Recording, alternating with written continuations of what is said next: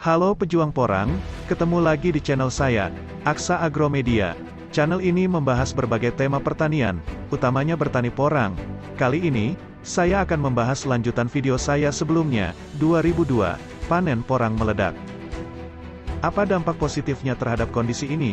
Ternyata, dengan serapan pabrik yang begitu besar, jika dikembangkan lebih lanjut, akan berdampak positif terhadap roadmap bisnis ini, yang akan mencapai ratusan triliun per musim. Tonton video ini hingga tuntas, agar lebih memahami dan mendapatkan update dari kami. Jangan lupa like dan subscribe channel ini. Jika perlu, silakan di-share ke rekan lainnya. Setelah Anda semua melihat dan menghayati postingan video saya yang berjudul, 2022 Panen Porang Meledak, kali ini saya akan memberikan wacana hilirisasi porang, agar kita semua pelaku porang, terinspirasi. Di video saya terdahulu, saya menyebutkan bahwa panen porang kali ini akan diserap oleh sejumlah pabrik, sebanyak minimal 1 juta ton. Jika setiap hektar ladang porang Anda, menghasilkan 40 ton per musim, maka 1 juta ton umbi basah yang dibeli oleh pabrik, adalah berasal dari ladang porang seluas 25.000 hektar, dahsyat bukan? Nah, jika setiap kabupaten di Indonesia menanam 2.500 hektar porang, maka yang keserap hanya dari 10 kabupaten saja dari 416 kabupaten di Indonesia. Bayangkan, masih banyak kesempatan membangun pabrik di mana-mana. Untuk itu, mari kita rame-rame bikin pabrik porang di berbagai wilayah di Indonesia. Kenapa demikian?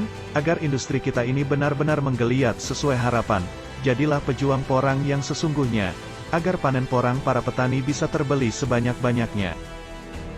Mari kita coba berhitung lagi. Jika dari 416 kabupaten saat ini, yang layak mendirikan pabrik porang sebanyak separuhnya, katakan saja 200 kabupaten. Artinya, kita akan serius memikirkan, bagaimana 200 pabrik ini benar-benar bisa berdiri, beroperasi, dan mampu menyerap umbi porang petani. Tentunya juga harus mampu mengekspor tepung porang. Apalagi, jika setiap pabrik mampu menyiapkan minimal 2 line mesin. Maka, dari sisi kebutuhan bahan baku, setiap pabrik akan membeli umbi porang petani sebanyak 120 ton per hari, atau 3.600 ton per bulan, atau 21.600 ton per musim. Untuk 200 pabrik akan melakukan pembelian porang ke petani sebanyak 4.320.000 ton.